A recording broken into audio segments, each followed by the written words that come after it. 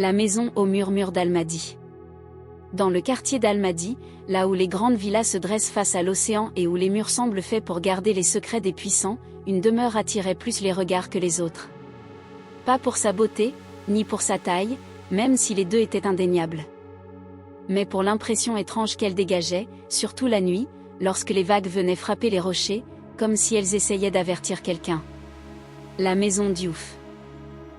Un palais blanc, immobile sous le soleil, mais qui, une fois la nuit tombée, semblait respirer une autre vie. Le portail en fer forgé, décoré de motifs wolof anciens, s'ouvrait sur une allée pavée qui serpentait entre les flamboyants dont les fleurs rouges tombaient comme des gouttes de sang. Au centre du jardin, une fontaine murmurait en permanence, comme si elle répétait une prière oubliée. Les domestiques, même les plus courageux, évitaient d'y passer seuls après le coucher du soleil. À l'intérieur, les couloirs étaient silencieux, mais jamais totalement. Parfois, un souffle froid traversait les murs pourtant épais. Parfois, les lumières vacillaient sans raison. Parfois, on disait entendre le rire d'une femme, très léger, presque doux, mais qu'aucun membre du personnel ne revendiquait. La rumeur avait fini par enfler, cette maison n'était pas seulement luxueuse. Elle était hantée. Et tout le monde savait par qui. Julien Diouf, le maître des lieux, vivait là avec ses triplés de 6 ans.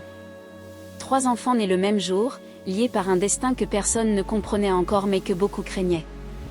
Des enfants à la fois lumineux et étrangement sombres, comme si une part devenait du monde des vivants, et l'autre d'un endroit dont personne ne voulait prononcer le nom. Les anciens gardiens racontaient qu'avant la mort de leur mère, la maison était pleine de musique et de rire. Depuis ce jour, tout avait changé. L'air était devenu plus lourd. Les nuits plus longues. Les murs, plus bavards. Personne n'en parlait à voix haute, mais chacun ressentait la même chose, la villa Diouf avait perdu une âme, et une autre avait pris sa place. Julien lui-même avait cessé de recevoir des invités le soir. On disait qu'une fois, lors d'un dîner, une ombre avait traversé la salle à manger en plein milieu de la conversation, plongeant tout le monde dans un silence glacial.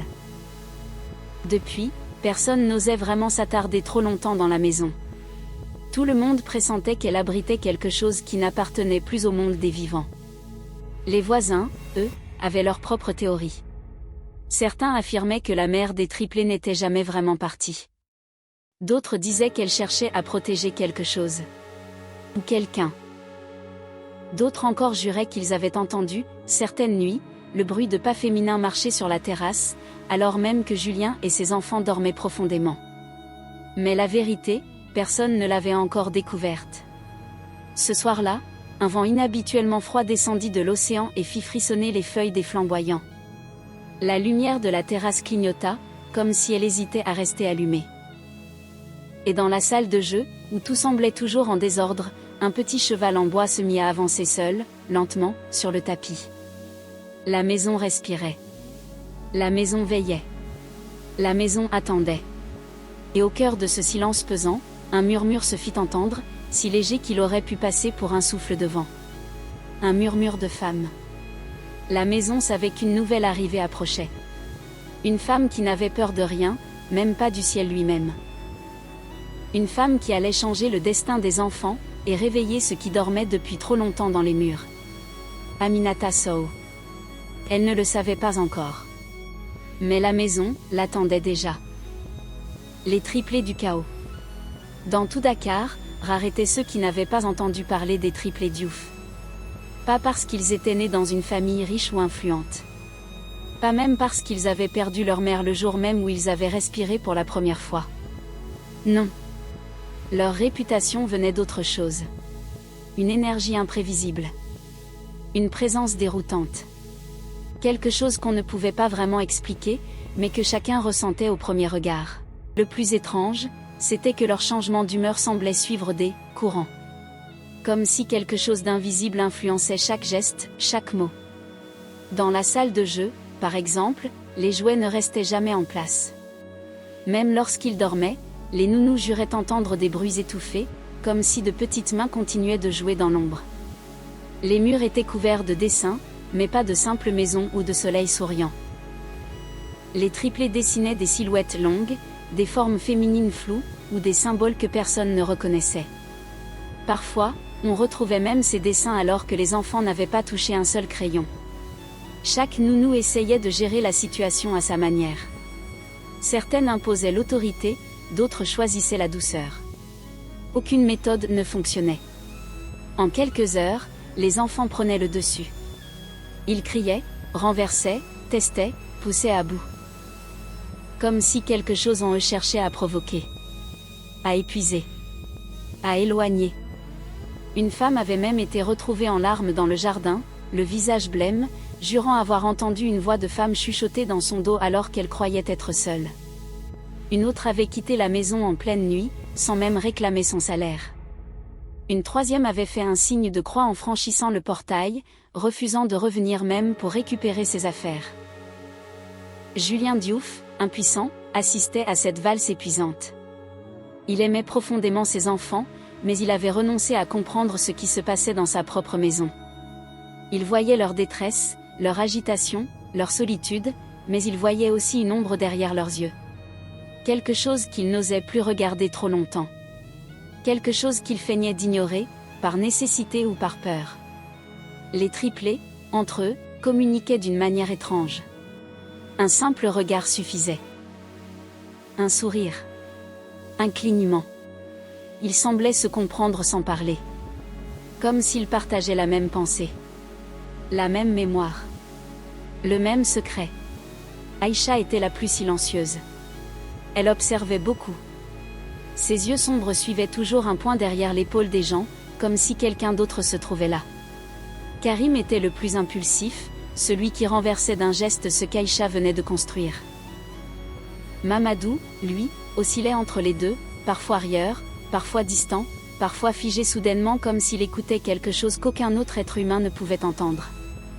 Pourtant, malgré leur chaos, ils cherchaient de l'amour. Ils attendaient quelque chose. Ou quelqu'un.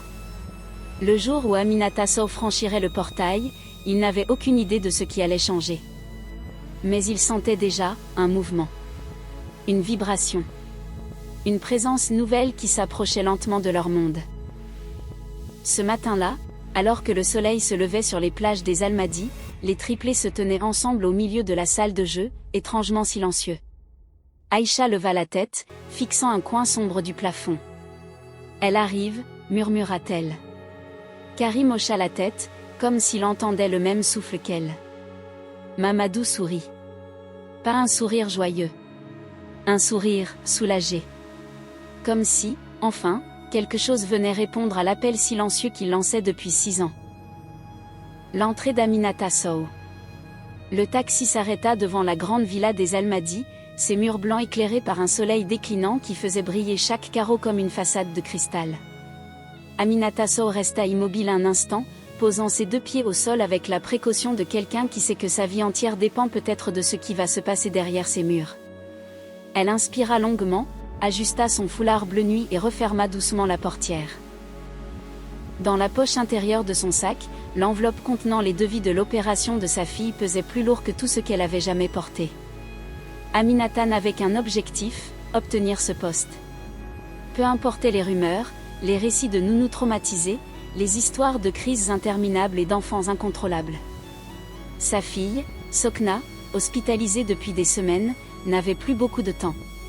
Il fallait de l'argent. Et vite. La villa Diouf représentait un miracle possible, mais aussi, selon l'intendante qui l'avait appelée, l'endroit où l'espoir venait mourir. Elle avança le long de l'allée pavée, où les palmiers se dressaient comme des sentinelles silencieuses. Le portail se referma derrière elle dans un cliquetis sec, presque définitif. Au loin, elle entendait des éclats de voix, des bruits d'objets qui tombent, et un rire qui n'était pas vraiment un rire, plutôt un défi lancé au monde.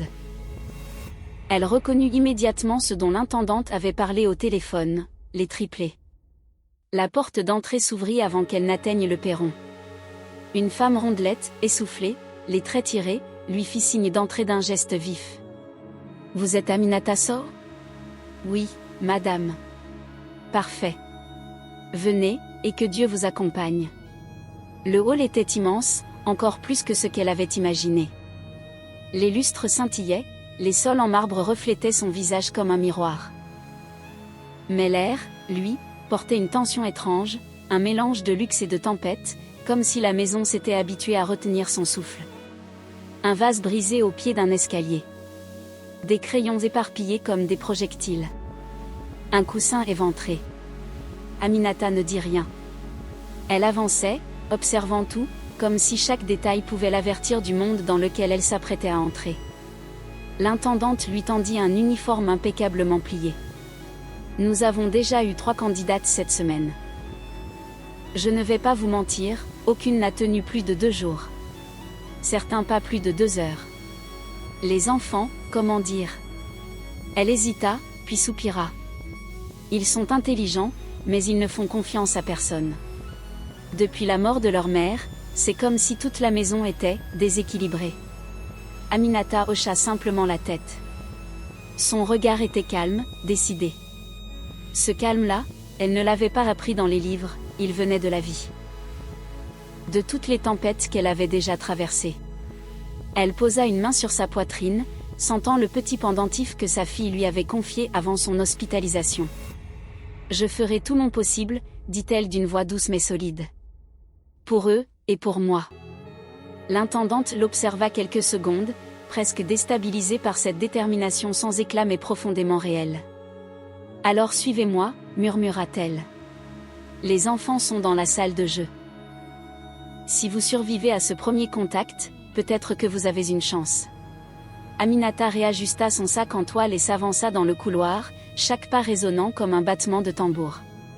Au fur et à mesure qu'elle approchait de la porte, les cris devenaient plus nets. Un ballon heurta un mur. Une petite voix hurla quelque chose. Puis un silence soudain tomba, lourd, menaçant. Aminata sentit son cœur se resserrer. Pas de peur. De résolution. Elle posa sa main sur la poignée. La tourne. Et murmura pour elle-même. « Sokna, ma fille, je fais ça pour toi. » La porte s'ouvrit.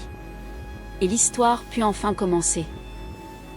La porte de la salle de jeu s'ouvrit dans un souffle, comme si la pièce elle-même retenait sa respiration en attendant de voir qui osait entrer cette fois-ci. Aminata franchit le seuil avec une lenteur mesurée, son regard balayait l'espace sans laisser paraître la moindre émotion. Elle découvrit un chaos d'une ampleur qu'aucune description n'aurait pu vraiment préparer. Des jouets jonchaient le sol comme les débris d'une tempête. Des feuilles de coloriage étaient collées au mur, trempées de jus de bissap séché. Un petit tambour roulait encore lentement sur le tapis, preuve qu'il avait été lancé à peine quelques secondes plus tôt. Et au centre de cette tornade miniature, 3 silhouettes se figèrent à l'instant où elles la virent. Mamadou, le plus grand des triplés, serrait une voiture télécommandée prête à être projetée. Aïcha, les bras croisés, fronçait les sourcils avec cette expression que seuls les enfants blessés savent parfaitement maîtriser, une assurance agressive qui cache une peur profonde. Quant à Karim, il tenait une boîte de céréales ouverte au-dessus de sa tête, prêt à renverser son contenu comme une pluie de défis. L'intendante recula discrètement, laissant Aminata seule face à ce tribunal miniature. Un silence épais s'abattit. Le genre de silence qui précède une attaque. Encore une autre ? Murmura Aïcha en levant les yeux au ciel. Aminata ne répondit pas. Elle posa son sac dans un coin, s'agenouilla lentement, et commença à ramasser les jouets un par un. Pas un mot. Pas une plainte. Pas même un regard accusateur. Les triplés échangèrent un regard surpris. Ce n'était pas normal. Elles criaient toutes, d'habitude. Elles suppliaient. Elles menaçaient. Elles pleuraient parfois. Mais cette femme-là, elle ne jouait pas le même jeu qu'eux. Et tu dois nous dire d'arrêter. Lança Mamadou, presque vexé qu'on ne le considère plus comme le chef de la tempête. Aminata continua de ramasser, calmement, avec une délicatesse presque désarmante. Karim, frustré, souleva la boîte de céréales plus haut. « Si tu ne dis rien, je renverse tout. » Aminata leva enfin les yeux vers lui. Pas un regard dur. Pas un regard suppliant. Un regard humain. « Tu peux renverser si tu veux. » dit-elle simplement, mais tu vas en mettre dans tes chaussures, et ce n'est pas agréable de marcher sur quelque chose qui pique. Karim resta figé, la boîte suspendue dans l'air. Il ne s'attendait pas à ça. Aucun enfant ne s'attend à une réponse logique dans un moment de chaos. Aïcha s'approcha, intriguée malgré elle. Tu vas nous crier dessus? C'est comme ça que les nounous font. Aminata secoua doucement la tête. Non. Je ne suis pas venue ici pour me battre avec vous. Je suis venue pour vous aider. Et vous mériteriez qu'on vous parle comme à des êtres intelligents. Alors c'est ce que je vais faire. Les enfants ne bougèrent plus. Mamadou, défiant encore, lança brusquement la voiture télécommandée dans sa direction. Le projectile fusa dans l'air. Aminata tendit la main. Et l'attrapa en plein vol avec une précision étonnante. Elle reposa doucement le jouet au sol. Je vois que vous avez beaucoup d'énergie. C'est bien. Ça veut dire que vous êtes vivant. Ce n'était pas une réplique. C'était une vérité simple. Une vérité que personne ne leur avait dite depuis très longtemps. Un courant d'air passa dans la pièce. Aminata sentit un frisson courir le long de sa nuque, comme si la maison, elle aussi, l'observait. Puis Aïcha s'adoucit un instant. « Pourquoi t'es venue ici ?» demanda-t-elle, d'une voix plus petite que son attitude. Aminata resta silencieuse une seconde, puis répondit avec une honnêteté désarmante. « Parce que quelqu'un que j'aime a besoin de moi. Et pour l'aider, j'ai besoin de vous. » Les enfants se figèrent. Ils ne comprenaient pas encore tout. Mais ils venaient d'entendre quelque chose qui parlait à leur solitude. Un bruit sec résonna soudain dans le couloir, faisant vibrer légèrement la porte. Aminata tourna la tête. Les enfants, eux, pâlirent. Le premier test était terminé. Quelque chose d'autre venait de s'annoncer. Depuis le balcon du premier étage, partiellement dissimulé derrière les rideaux en lin ivoire, Julien Diouf observait la scène avec une intensité silencieuse. Il avait suivi chaque geste d'Aminata, chaque respiration, chaque réaction de ses enfants. Ses mains, pourtant habituées à signer des contrats colossaux et à prendre des décisions qui faisaient trembler les conseils d'administration, étaient restées immobiles, crispées sur la rambarde. Pendant 6 ans, il avait vu défiler des nourrices, des éducatrices, des psychologues familiaux venus de Dakar, de Thiès, même de Paris. Tout avait fui. Tout avait échoué. Les triplés avaient cette capacité étrange à repousser quiconque tentait de les approcher, comme si une barrière invisible entourait leur monde. Mais cette femme cassait les règles sans en avoir l'air. Julien suivait ses mouvements et repensait à la première fois où il avait entendu parler d'elle. La recommandation venait d'une amie de sa sœur, une femme discrète mais respectée dans son quartier. « Donne-lui une chance », avait-elle dit. « Elle ne ressemble à aucune de celles que tu as essayées. » Julien n'y avait pas cru. Jusqu'à maintenant. Il vit Aminata attraper la voiture télécommandée en plein vol. Il vit Karim hésiter, Aïcha reculer, Mamadou baisser les yeux. Il vit, pour la première fois depuis des années, ses enfants écouter. Ce simple constat serra sa gorge. Mais derrière cette surprise, quelque chose d'autre naissait en lui, une inquiétude sourde, presque instinctive. Il connaissait sa maison. Il connaissait ses enfants. Et il savait que ce calme n'était jamais gratuit. Pas ici. Pas depuis la mort de Mariem. Mariem. Le nom résonna dans sa mémoire comme un tambour funèbre. Il ferma les yeux une seconde. Une seconde seulement. Juste le temps de chasser ce visage qu'il n'arrivait jamais tout à fait à oublier. Puis il les rouvrit. En bas, Aminata s'était redressée. Elle regardait maintenant vers le couloir. Elle avait entendu le bruit. Lui aussi l'avait entendu, mais il savait que ce n'était pas un courant d'air, ni un meuble qui craque. C'était autre chose. Les triplés avaient pâli. Et ça, pour Julien, était le vrai signe. Il resserra ses doigts sur la rambarde. Il avait toujours prétendu que tout ce qui se passait dans cette maison n'était que le fruit du traumatisme des enfants. Une fiction qu'il répétait pour se convaincre, pour ne pas ouvrir la porte qu'il craignait le plus. Mais Aminata, elle voyait déjà ce qu'il s'efforçait d'ignorer depuis 6 ans. Son regard s'arrêta sur elle. Calme, forte, incroyablement présente. Une femme qui ne baissait pas les yeux devant le chaos. Une femme qui portait quelque chose en elle, une fatigue, une urgence, une douleur silencieuse qui lui rappelait celle qu'il avait vue dans les yeux de Mariem quelques jours avant la naissance. Aminata posa sa main sur la poignée de la porte de la salle de jeu. Julien retint son souffle. Non. Il connaissait ce couloir.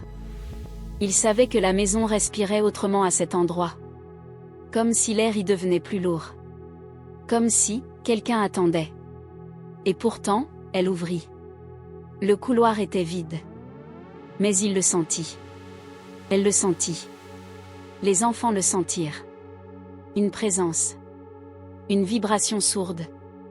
Un souffle qui n'appartenait pas au vent.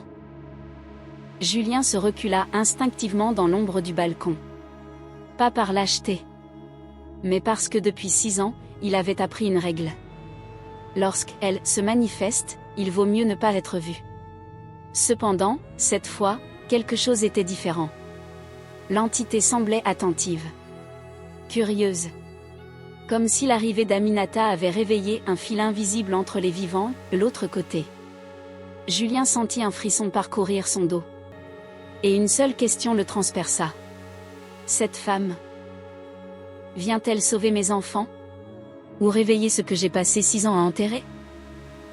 Aminata comprit très vite que la journée ne faisait que commencer. Après la crise de la veille, après les jouets projetés, les cris, les provocations, elle s'attendait à une nouvelle explosion de colère détriplée.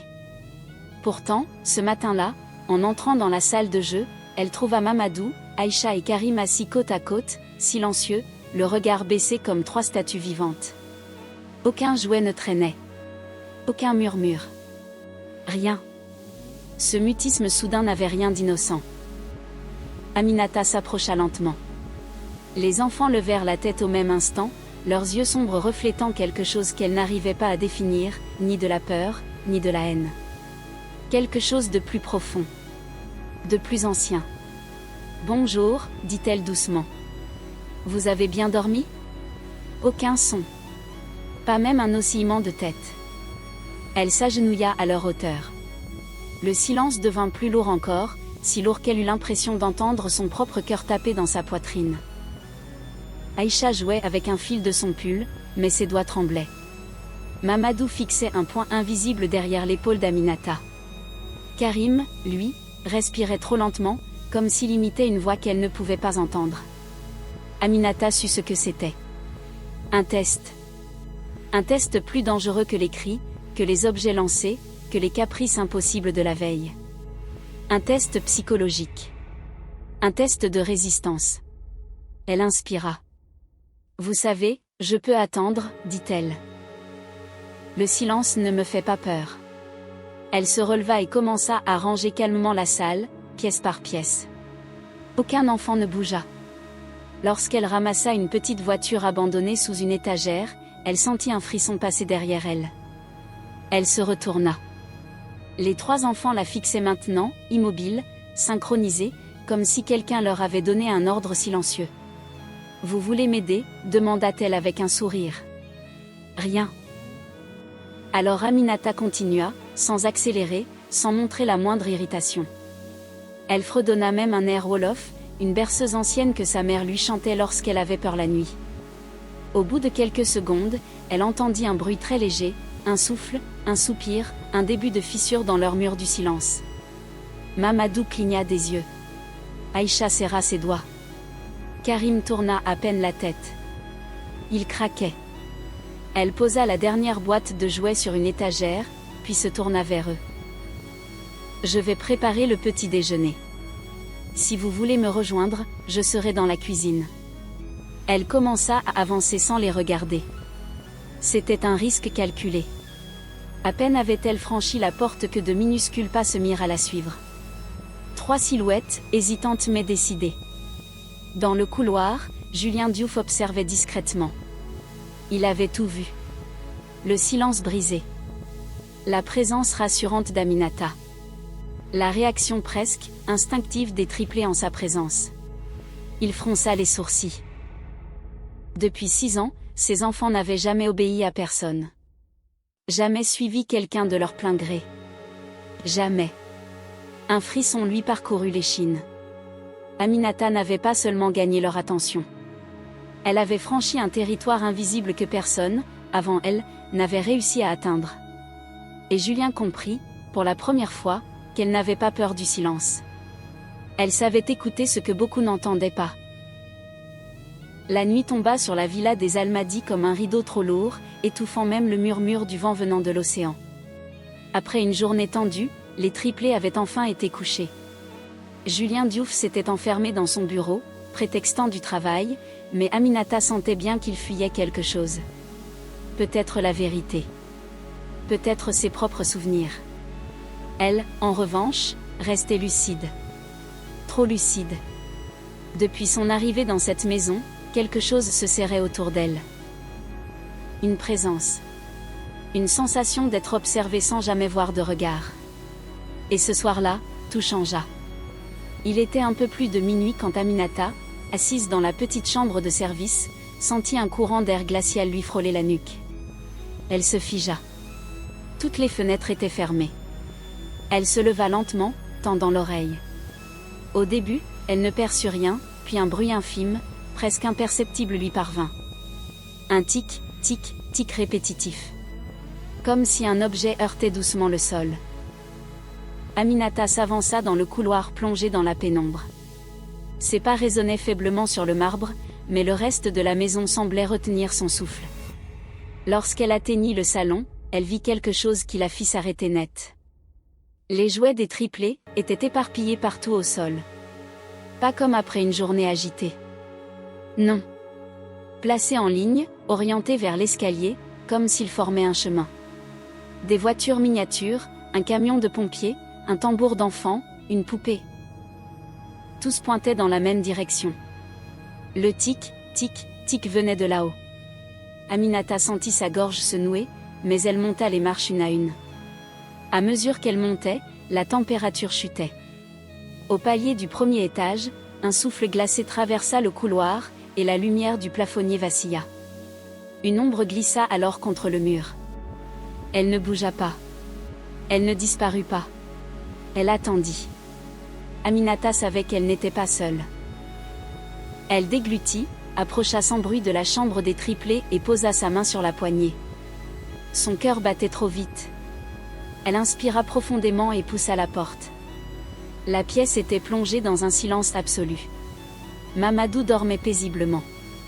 Aïcha respirait profondément, les lèvres entr'ouvertes. Karim semblait agité, mais encore endormi. Mais quelque chose n'allait pas. Les trois enfants, malgré leurs lits séparés, pointaient du doigt la même direction.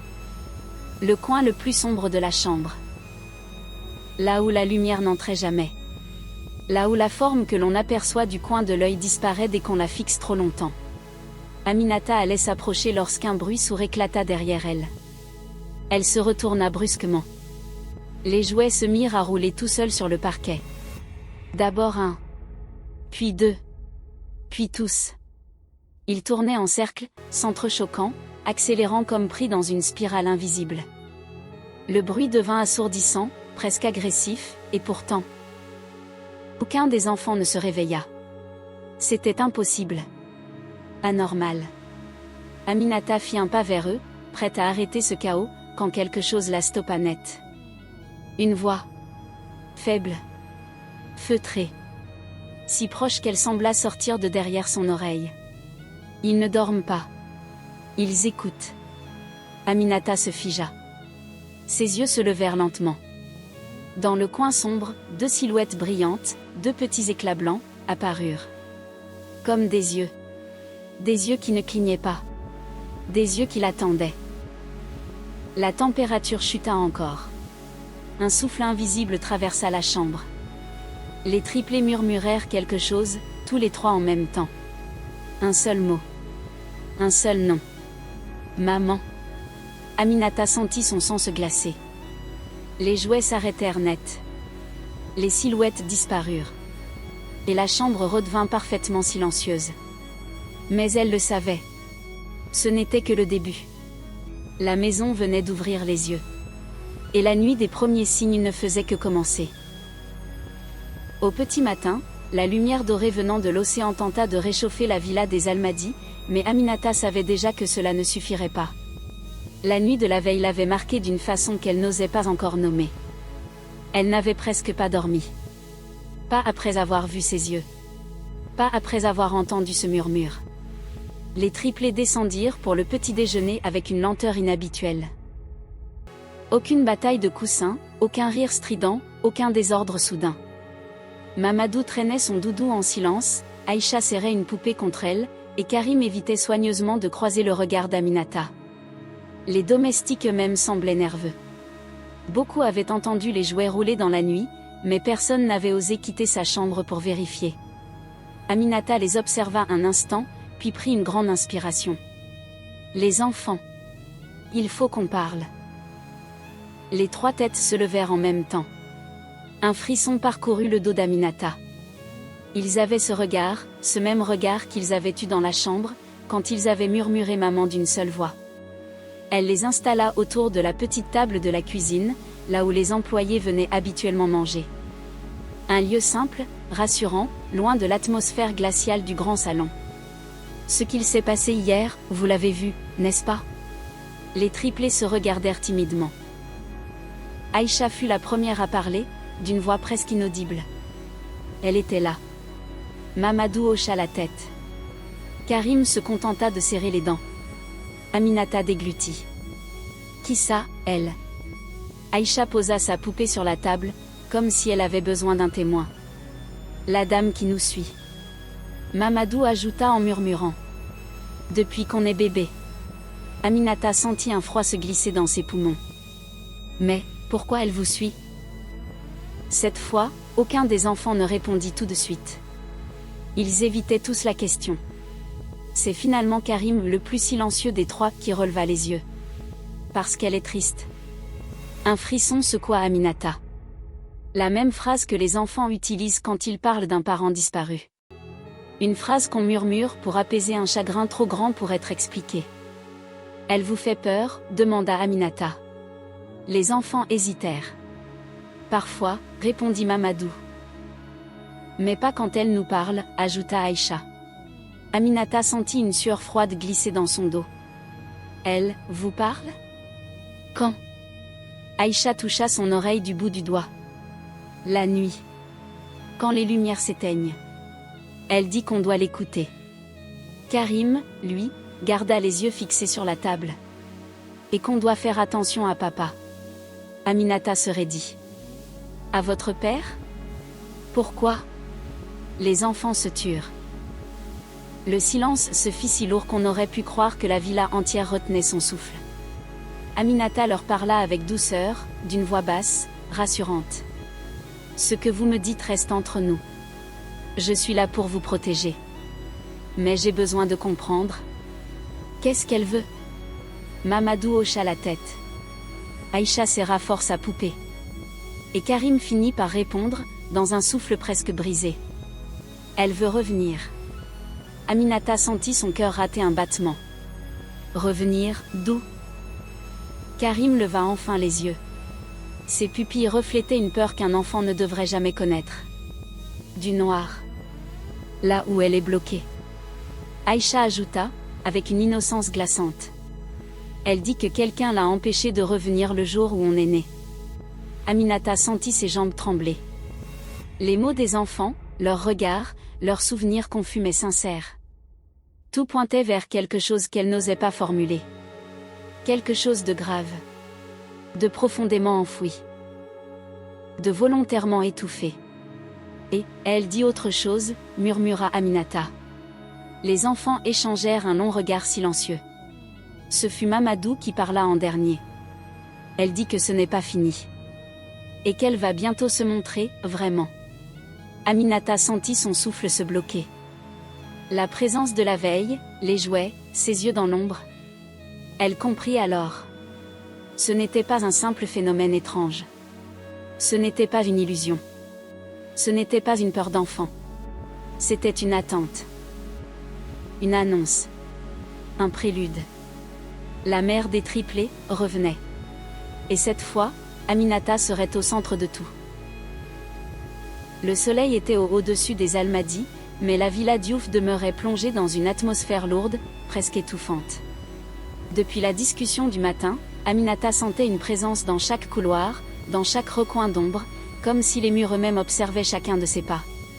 Les enfants avaient dit la vérité, elle n'en doutait plus.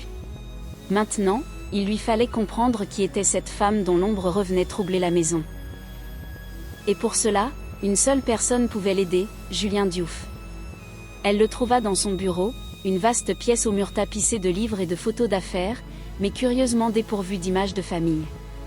Julien était penché sur des documents, mais son visage trahissait la fatigue de celui qui dort peu et pense trop. « Monsieur Diouf, je voudrais vous parler de votre épouse. » Le silence tomba. Julien releva lentement la tête. Ses yeux, d'habitude si contrôlés, eurent un bref éclat de panique avant de se durcir.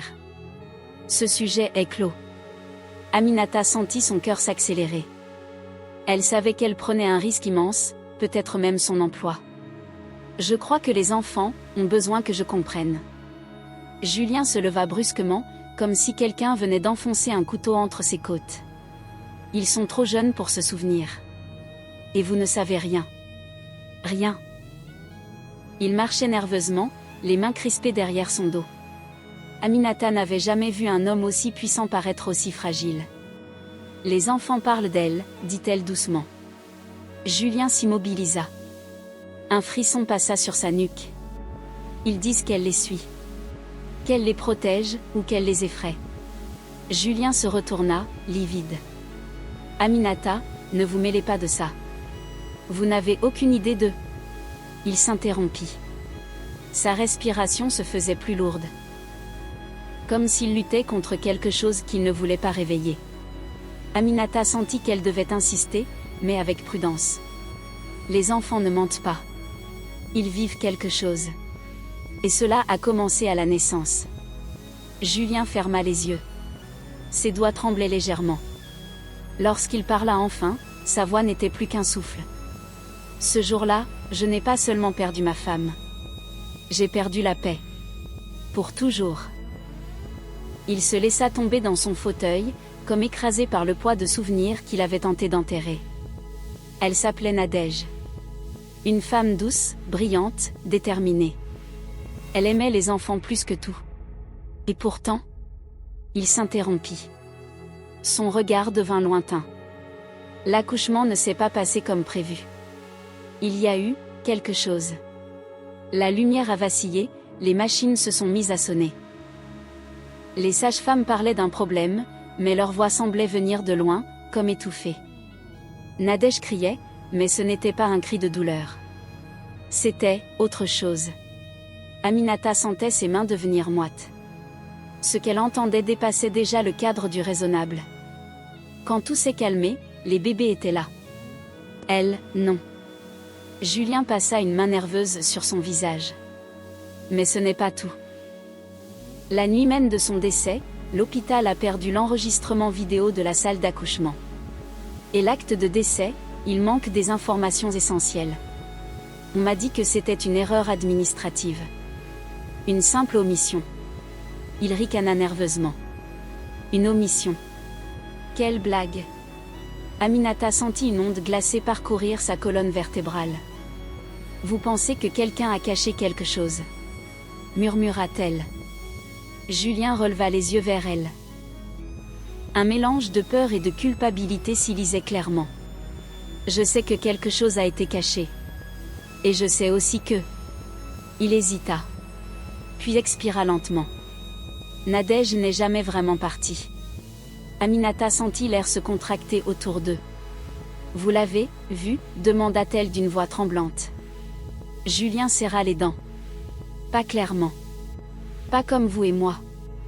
Mais, les nuits qui ont suivi sa mort, j'entendais des pas dans le couloir. Le berceau bougeait. Les enfants pleuraient tous en même temps, comme s'ils percevaient une présence. Et... il déglutit difficilement. Une fois, dans l'encadrement de la porte, j'ai vu une silhouette. Immobile. Fine. Féminine. Aminata ne respirait plus. Julien ajouta, la voix brisée. Et c'est pour cela que je ne veux pas que les enfants s'attachent à cette idée. Je ne veux pas qu'ils grandissent dans la peur d'une mère qu'ils n'ont jamais connue, ou dans l'espoir impossible qu'elle revienne. Il se leva péniblement, comme si une fatigue invisible écrasait ses épaules. Nadège est morte, Aminata. Nous devons laisser les morts là où ils sont. Mais Aminata, elle, savait déjà que les morts ne se laissaient pas toujours oublier. Et que dans cette maison, ils n'étaient peut-être jamais vraiment partis. La nuit tomba sur les Almadi avec une soudaineté étrange, comme si le ciel avait décidé d'engloutir la villa Diouf dans une obscurité prématurée. Le vent soufflait depuis l'océan, chargé d'humidité et d'un murmure sourd qui semblait longer les murs, se faufiler par les fenêtres, glisser sous les portes. Aminata sentit ce frisson familier courir sur sa peau, cette maison respirait quelque chose d'invisible. Depuis les révélations de Julien, son esprit refusait de se calmer.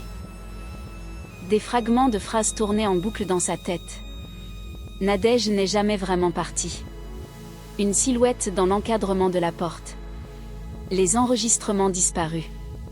Elle savait maintenant que les triplés n'étaient pas seulement turbulents. Ils étaient accompagnés.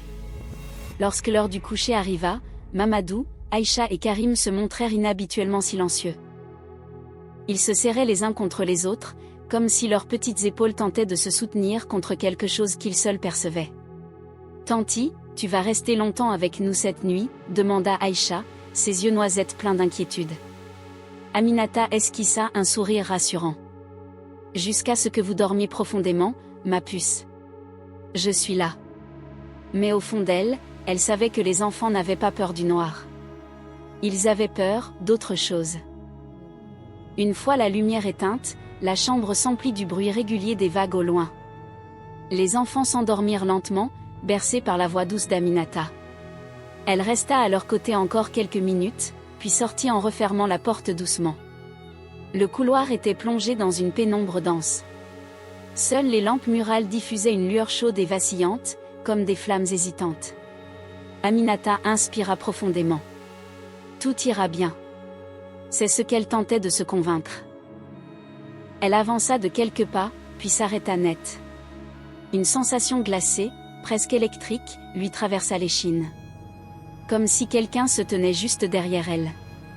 Elle se retourna brusquement. Rien. Le couloir était vide. Elle sourit nerveusement et secoua la tête. La fatigue, l'émotion, ou peut-être les histoires de Julien. Elle fit un pas de plus. Et c'est là que la lumière vacilla. Pas une, mais toutes les lampes du couloir. Elles clignotèrent à l'unisson, plusieurs fois, comme si une force invisible cherchait à s'y accrocher. Puis un bruit, léger mais distinct, se fit entendre. Tap, tap, tap. Des pas. Des pas lents. Des pas nus. Ils venaient du bout du couloir. Aminata sentit son cœur cogner dans sa poitrine. « Qui est là ?» murmura-t-elle, la gorge sèche. Aucune réponse. Les pas s'arrêtèrent. Puis reprirent, plus proches cette fois. Elle recula instinctivement, avant de s'immobiliser. Car devant elle, au bout du long couloir, une silhouette se forma. D'abord une ombre.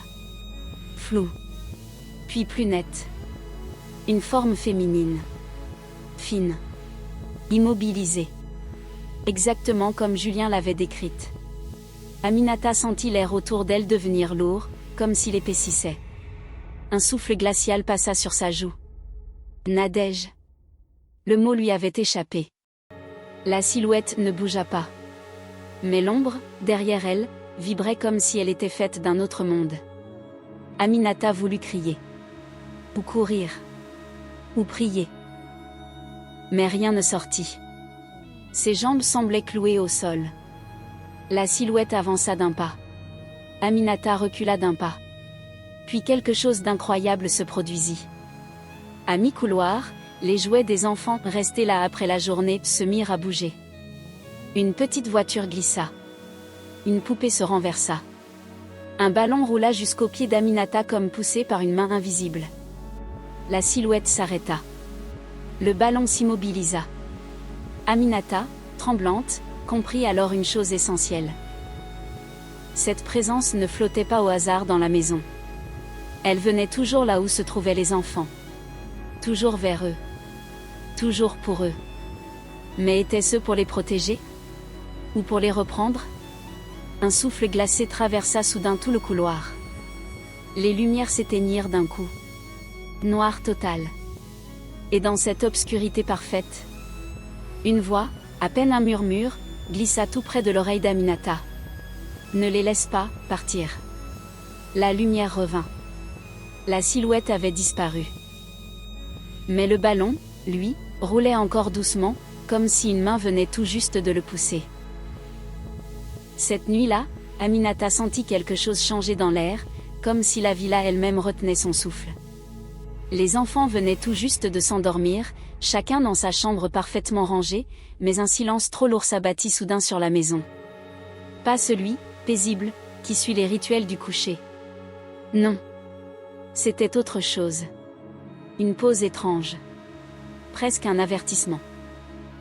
Aminata rabattit le foulard sur ses épaules, prête à descendre éteindre les dernières lumières, lorsqu'un courant d'air glacé traversa le couloir. Les fenêtres étaient pourtant fermées. Elle se retourna lentement, son cœur battant plus fort que prévu. Les rideaux frémissaient comme si une main invisible les soulevait. Puis elle l'entendit. Un léger toc, toc, toc, irrégulier, provenant de la salle de jeu. Elle déglutit, mais avança. Le bruit s'arrêta net lorsqu'elle toucha la poignée. À l'intérieur, les lampes tamisées révélaient les jouets soigneusement rangés plus tôt dans la journée. Tout semblait normal. Trop normal. Elle se dirigea vers la lumière centrale pour l'éteindre lorsqu'un petit cube en bois tomba au sol, tout seul. Aminata se figea. Le cube roula lentement vers elle avant de s'immobiliser à ses pieds. Personne derrière. Aucun enfant réveillé. Pas le moindre souffle autour d'elle. Elle referma la porte lentement, mais à peine eut-elle tourné les talons que le cube réapparut, posé au milieu du couloir cette fois. Exactement là où elle venait de passer. Sa gorge se serra, mais elle resta debout, refusant de céder à la panique. Un pas après l'autre, elle avança vers les chambres. À mesure qu'elle progressait, elle sentit une présence derrière elle, indistincte, mouvante, comme une silhouette faite de vide. Une ombre qui reculait lorsqu'elle se retournait, mais qui semblait toujours revenir. Quand elle atteignit la chambre d'Aïcha, elle entendit un petit murmure. Un souffle. Un mot presque imperceptible. Maman. Aminata poussa la porte d'un geste sec. Aïcha dormait profondément, les bras relâchés, la respiration uniforme. Mamadou et Karim aussi. Pourtant, la voix avait été claire. Trop claire pour être un rêve. Elle inspira profondément, tenta de rationaliser, mais le silence qui suivit la frappa plus fort que tout ce qu'elle avait imaginé. Puis, derrière elle, le couloir se replongea soudain dans une pénombre totale. Les lumières s'étaient éteintes d'un seul coup. Un froid brutal l'enveloppa. Et cette fois, elle ne rêvait pas. Dans l'obscurité, quelque chose se déplaçait. Lentement. Sournoisement. Comme si la présence voulait se montrer, mais pas encore entièrement. Aminata ferma les yeux une seconde, cherchant à rassembler son courage. Quelque chose, dans cette maison, venait de s'éveiller. Et ce n'était pas un simple courant d'air ou un jouet mal rangé. Pour la première fois, elle comprit que les triplés n'étaient peut-être pas les seuls à tester ses limites. Quelqu'un, ou quelque chose, l'observait désormais. Aminata n'avait jamais vu Julien dans un tel état. Depuis qu'elle avait découvert la chambre interdite, il semblait marcher avec une ombre collée au visage, comme si chaque respiration réveillait un souvenir qu'il tentait d'étouffer. Mais ce soir-là, elle sentit que quelque chose allait céder. Quelque chose d'énorme. Quelque chose qu'il retenait depuis bien trop longtemps. Elle trouva Julien assis dans le salon, seul, un verre intact posé devant lui. Il ne buvait pas. Il attendait. Quand il leva les yeux vers elle, Aminata comprit que c'était l'instant. Celui où les murs de cette maison allaient enfin parler. « Vous avez ouvert la chambre, n'est-ce pas » demanda-t-il d'une voix basse. Elle ne répondit pas. Son silence suffisait. Julien prit une longue inspiration, puis posa les mains à plat sur la table. Il tremblait légèrement. Pas de peur. De fatigue. Une fatigue qui avait commencé 6 ans plus tôt. Très bien, alors vous devez savoir. Tout. Même ce que je n'ai jamais dit au médecin. Même ce que je n'ai jamais osé dire à ma propre famille. Aminata s'assit face à lui. Elle se prépara. Elle savait que rien, absolument rien, ne serait simple à entendre. Julien fixa un point invisible au-dessus d'elle, comme s'il revoyait une scène lointaine revenir dans la lumière. Le jour de l'accouchement, ce n'était pas normal. Rien ne l'était. Salimata n'était pas malade. Elle n'était pas faible. Elle était différente. Vous avez vu les dessins dans la chambre? Elle les a faits pendant sa grossesse. Tout ce qu'elle craignait, tout ce qu'elle sentait approcher. Il avala difficilement sa salive. Elle disait que quelqu'un la suivait.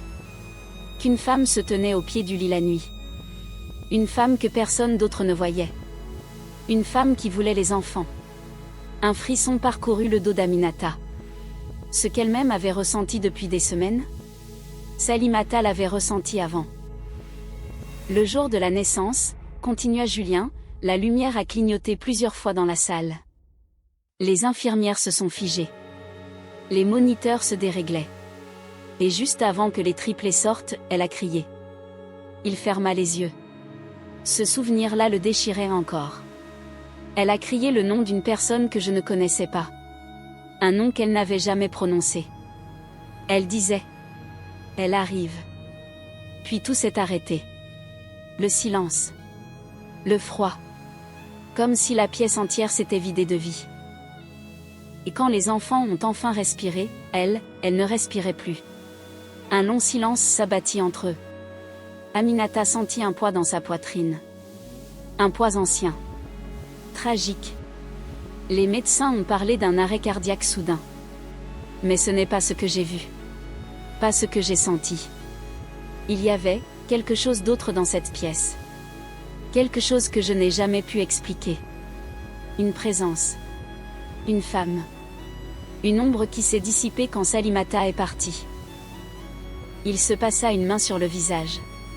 Et depuis ce jour, les enfants disent qu'elle revient. Aminata sentit un frisson glacer son sang. Pas leur mère, ajouta Julien. Sa voix se brisa. Elle. Aminata comprit alors toute l'ampleur de ce qu'elle vivait depuis son arrivée. Les jouets. Les ombres. Les murmures. La chambre interdite. Tout n'était qu'un puzzle. Et la pièce qui manquait, venait de s'emboîter. La vérité venait de remonter à la surface. Une vérité enterrée depuis 6 ans. Et qui, désormais, refusait de rester dans l'ombre. Cette nuit-là, la villa des Almadi semblait retenir son souffle. Aminata, encore bouleversée par les révélations de Julien, marchait lentement dans le couloir, la lumière faiblement tremblante des appliques glissant sur les murs comme des doigts invisibles. La vérité était enfin là. Mais elle soulevait une question encore plus terrible. L'entité qui hantait la maison, voulait-elle protéger les triplés? Ou les détruire? Alors qu'elle arrivait devant la chambre des enfants, elle entendit des murmures. Pas des voix d'enfants. Des voix d'adultes. Une voix féminine. Douce, mais lourde, chargée d'une détresse profonde. Aminata se raidit. Elle poussa la porte. Les triplés dormaient profondément, alignés comme 3 petits anges épuisés. Mais une silhouette se tenait à côté de leur lit. Une femme. Ou ce qu'il restait d'une femme. Sa robe semblait faite de poussière et de lumière glacée. Ses cheveux flottaient comme sous l'eau. Et son visage était flou, mouvant, comme si la réalité elle-même hésitait à lui donner une forme. Aminata voulut reculer. Mais elle comprit que si elle fuyait, tout serait perdu. Alors, elle resta là. Debout. Face à ce qui venait enfin de se montrer. « Je ne veux pas vous faire de mal », murmura l'apparition. Sa voix résonnait à la fois dans la pièce, et dans la poitrine d'Aminata. La jeune femme sentit ses jambes trembler. « Qui êtes-vous » demanda-t-elle d'une voix à peine audible. L'entité tourna un visage sans yeux vers elle. Mais Aminata comprit malgré tout son regard. Un regard rempli de douleur. Je suis celle qu'ils ont oubliée, dit-elle. Je suis celle qu'on m'a prise. Un courant d'air froid traversa la chambre. Les jouets vibrèrent légèrement, comme si une main invisible les effleurait. Vous étiez leur mère? Osa Aminata. L'ombre secoua lentement la tête. Non. Elle est loin d'ici. Moi, je suis l'autre. Celle qui voulait une chance. Celle qui n'a jamais eu le droit d'être vue. Aminata sentit son cœur se contracter. Elle comprenait enfin. L'entité n'était pas le fantôme de Salimata. C'était une âme perdue, liée à la naissance des triplés, mais d'une manière encore incompréhensible. Pourquoi suivre les enfants, demanda-t-elle doucement. Pourquoi leur faire peur?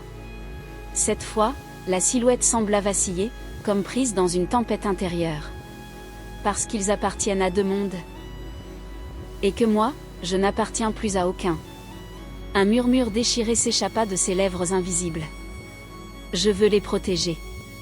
Mais je les envie. Je veux les aimer. Mais je les déteste.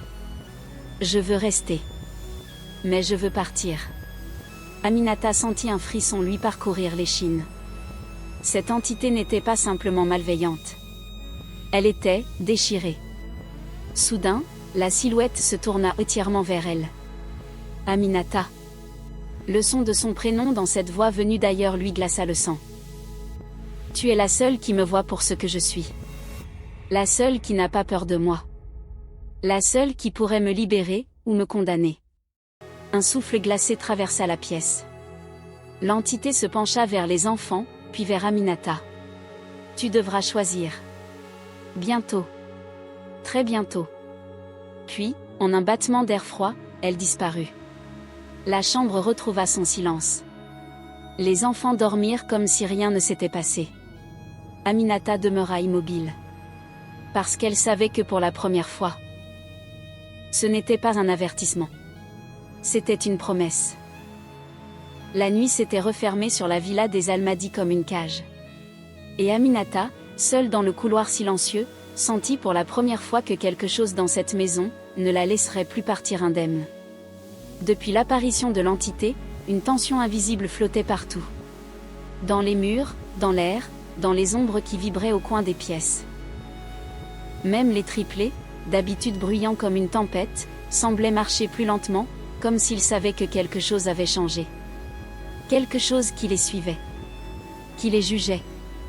Mais Aminata n'avait pas le luxe de s'effondrer.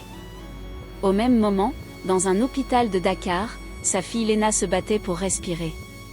Sa vie tenait à l'opération que ce travail pouvait financer. Et chaque minute passée dans cette villa devenait un combat contre deux forces. Celle qui essayait de briser les enfants.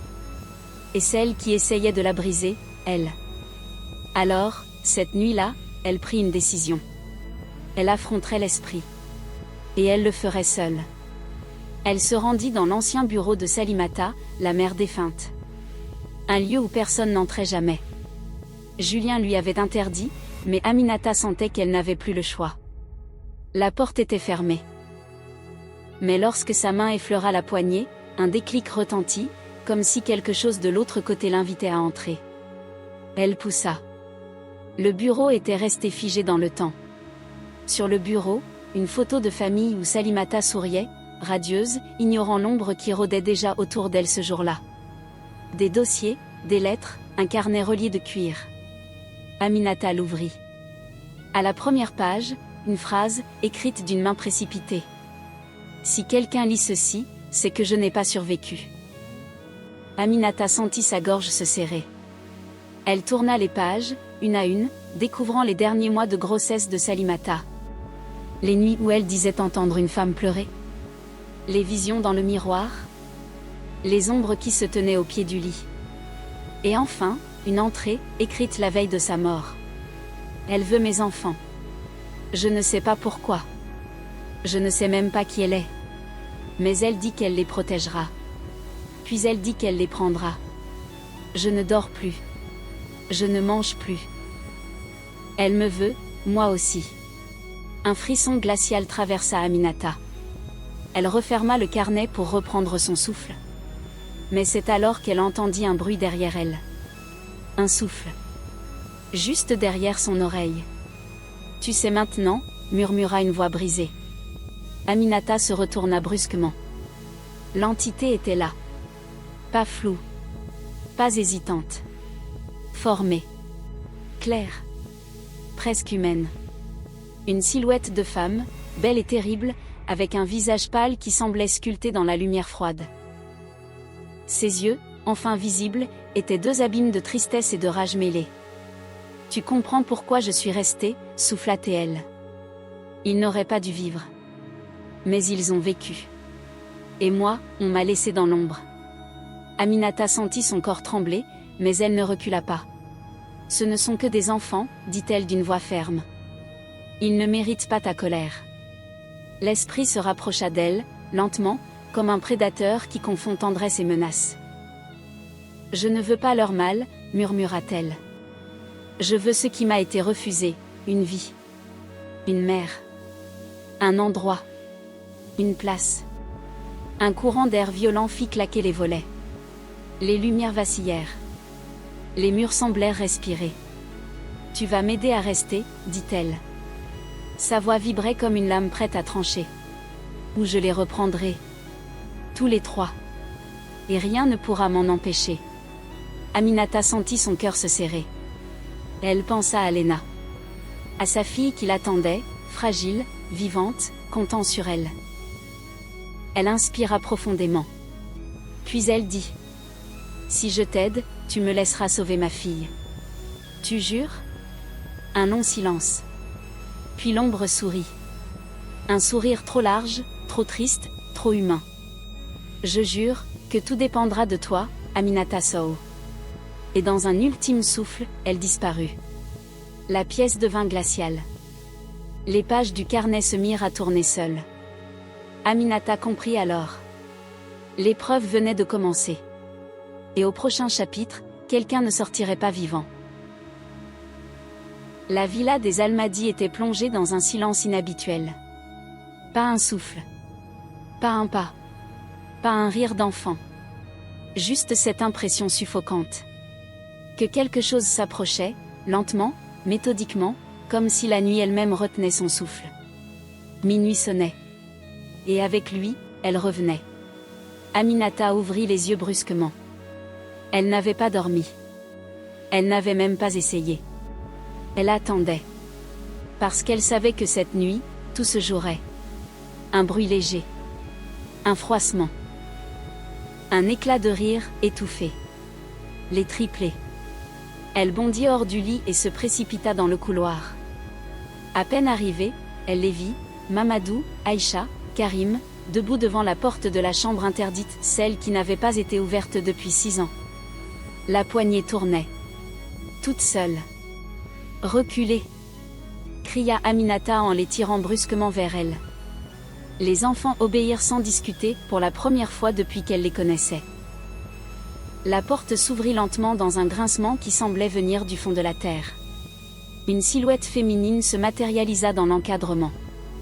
Pas une ombre cette fois. Pas un murmure. Pas une illusion. L'esprit était complet. Présent. Solide. Les triplés éclatèrent en sanglots. Elle est revenue. Sanglota Aïcha. Elle veut nous emmener. Cria Karim. Mamadou n'arrivait même plus à respirer. Aminata se plaça devant eux, bras écartés, ancrée comme une mère lionne prête à mourir. Tu ne les toucheras pas. Le silence tomba. Puis l'entité avança d'un pas. Ses pieds ne touchaient même pas le sol, mais chaque mouvement résonnait comme un battement de tambour. Ces enfants n'auraient jamais dû survivre, murmura-t-elle. Leur naissance a pris ma vie. On leur a donné la mienne. Je viens réclamer ce qu'on m'a volé. La voix vibrait à travers les murs. Le lustre trembla. Les fenêtres se couvrirent de givre. Aminata sentit la panique monter, mais elle pensa à Léna. Sa fille. Son combat. Cette force qui la surpassait elle-même. Elle s'avança d'un pas. Si tu veux une vie, prends la mienne. Mais tu ne toucheras pas à ces enfants. Les triplés hurlèrent. Non, Aminata. L'ombre sourit. Un sourire brisé, infiniment triste. Je l'ai toujours su, que tu dirais ça. Et soudain, tout explosa. Un vent glacial souffla dans le couloir. Les portes claquèrent. Les lumières éclatèrent. Les murs vibrèrent comme si la maison tentait de se déchirer elle-même. L'esprit fondit sur Aminata. Elle fut projetée contre le mur. Le souffle coupé. La vision brouillée. Le monde devint blanc. Elle sentit des mains. Une étreinte glaciale. Une présence contre elle, comme si quelque chose tentait d'entrer dans son corps. « Laisse-moi vivre à travers toi », murmura l'esprit. « Laisse-moi rester, juste un peu, juste une vie. » Aminata hurla. Un cri qui fit trembler toute la villa. Puis elle vit les triplés courir vers elle. Leurs petites mains se posèrent sur elle, comme un bouclier d'enfant contre la mort. « Aminata, reste avec nous. Ne pars pas. Tu n'as pas le droit. » Une lumière éclata. Forte. Aveuglante. L'esprit hurla. Puis plus rien. Silence. Aminata s'effondra au sol. Les enfants l'entourèrent, en pleurs, tremblants, serrés contre elle. Julien Diouf apparut enfin au bout du couloir, pâle comme un mort. Qu'est-ce que c'était? Aminata, encore tremblante, leva les yeux. Votre femme. Elle n'est jamais partie. Julien sentit ses jambes céder. Il tomba à genoux. Le visage décomposé. Mais avant qu'Aminata ne puisse ajouter un mot, Mamadou tira doucement sur sa manche. Aminata, regarde. Elle se tourna. Et ce qu'elle vit lui glaça le sang. Sur le mur du couloir, une empreinte de main fine, féminine, s'imprimait lentement, comme si quelqu'un venait de l'appuyer depuis l'autre côté du monde. Puis une voix, faible, presque tendre, résonna dans la villa. À bientôt. Aminata Sow. Les lumières s'éteignirent. Et la villa fut plongée dans le noir total. Fin du chapitre 15. Fin de saison. La suite est déjà en train d'arriver.